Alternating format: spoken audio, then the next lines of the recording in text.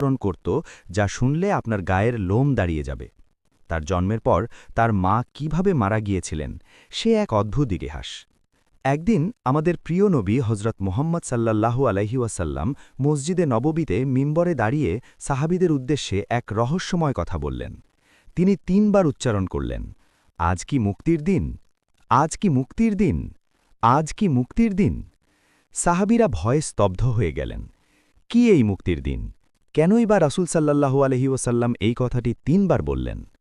আজকের ভিডিওতে আমরা দাজ্জালের জন্ম থেকে শুরু করে তার মৃত্যু পর্যন্ত এমন কিছু লোমহর্ষক তথ্য জানাব যা হয়তো আপনি আগে কখনো এভাবে শোনেননি।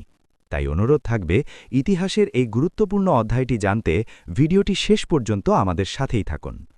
প্রিয় বন্ধুরা, পৃথিবী সৃষ্টির পর থেকে কেয়ামত পর্যন্ত দাজ্জালের ফিতনার চেয়ে বড় এবং ভয়ঙ্কর কোনো বিপদ আর আসবে না। তাই হজরত আদম আলাহিসাল্লাম থেকে শুরু করে শেষ নবী পর্যন্ত আল্লাহর পাঠানো প্রত্যেক নবী তাদের উম্মতদের এই একচোখা প্রতারক সম্পর্কে সাবধান করে গেছেন। বিশ্বনবী সাল্লাল্লাহু আলাইসাল্লাম আমাদের স্পষ্টভাবে জানিয়ে দিয়েছেন, আল্লাহ এমন কোনো নবী পাঠাননি যিনি তার জাতিকে মিথ্যাবাদী দাজ্জাল সম্পর্কে সতর্ক করেননি। তিনি দাজ্জালের একটি বিশেষ শারীরিক বৈশিষ্ট্যের কথা উল্লেখ করে বলেন, মনে রেখো, দাজ্জাল হবে একচোখা, আর তোমাদের মহান রব একচোখা নন। তার ২ চোখের মাঝখানে কপালে স্পষ্ট অক্ষরে লেখা থাকবে কাফির বা অবিশ্বাসী। আশ্চর্যের বিষয় হল এই লেখাটি পৃথিবীর প্রত্যেক মুমিন ব্যক্তিই পড়তে পারবেন, সে শিক্ষিত হোক বা অশিক্ষিত। নবীজি সাল্লাল্লাহু আলাইহি ওয়াসাল্লাম আরও জানান, এই মহাফিতনাবাজ দাজ্জাল পৃথিবীতে মোট ৪০ দিন অবস্থান করবে। কিন্তু এই ৪০ দিন আমাদের সাধারণ দিনের মতো হবে না।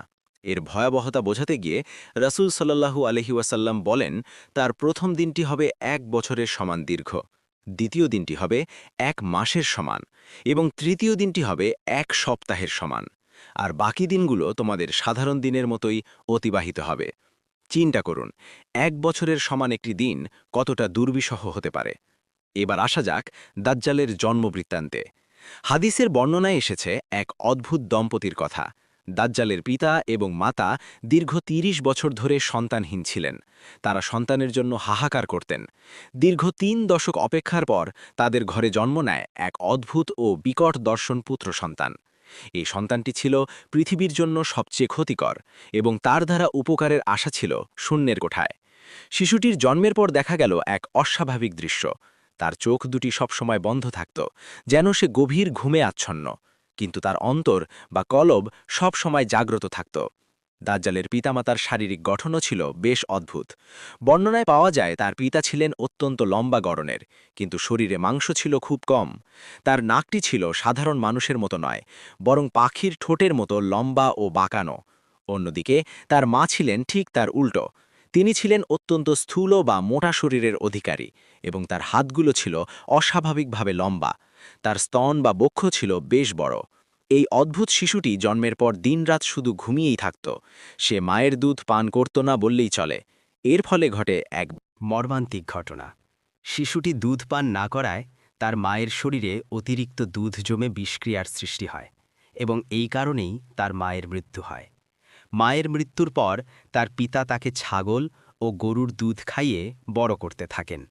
সবচেয়ে অবাক করা বিষয় হল, দাজ্জাল এতটাই নিথর হয়ে ঘুমিয়ে থাকত যে তার পিতা মাঝে মাঝে সন্দেহ করতেন সে কি আদৌ বেঁচে আছে নাকি মারা গেছে। নিশ্চিত হওয়ার জন্য তিনি শিশুটির বুকের কাছে কান পেতে হৃৎস্পন্দন পরীক্ষা করতেন। নবীজি যথার্থই বলেছেন, তার চোখ ঘুমাবে কিন্তু তার অন্তর কখনো ঘুমাবে না। শিশু বয়সে সে ছিল অনেকটা পক্ষাঘাতগ্রস্ত রোগীর মতো। নিজের জায়গা থেকে নড়াচড়া করার ক্ষমতাও তার ছিল না। দাজ্জাল বড় হওয়ার সাথে সাথে তার ফিতনা প্রকাশের প্রস্তুতি নিতে থাকে। তার চেহারা সম্পর্কে আবদুল্লাহ ইবনে ওমর থেকে একটি হাদিস বর্ণিত আছে।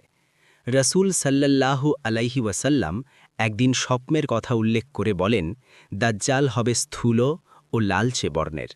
তার ডান চোখটি হবে অন্ধ এবং সেটি দেখতে হবে ফোলা আঙুরের মতো, যেন চোখটি কোটর থেকে বাইরের দিকে বেরিয়ে আছে।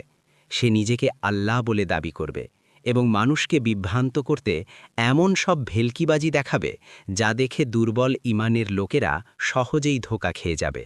তার কাছে জান্নাত এবং জাহান্নামের মতো দুটি জিনিস থাকবে, কিন্তু সাবধান, রাসূল সাল্লাল্লাহু আলাইহি ওয়াসাল্লাম বলেছেন, দাজ্জাল যাকে জান্নাত বলবে সেটি মূলত জ্বলন্ত আগুন বা জাহান্নাম, আর যাকে সে জাহান্নাম বলবে সেটিই হবে প্রকৃত জান্নাতের প্রশান্তি।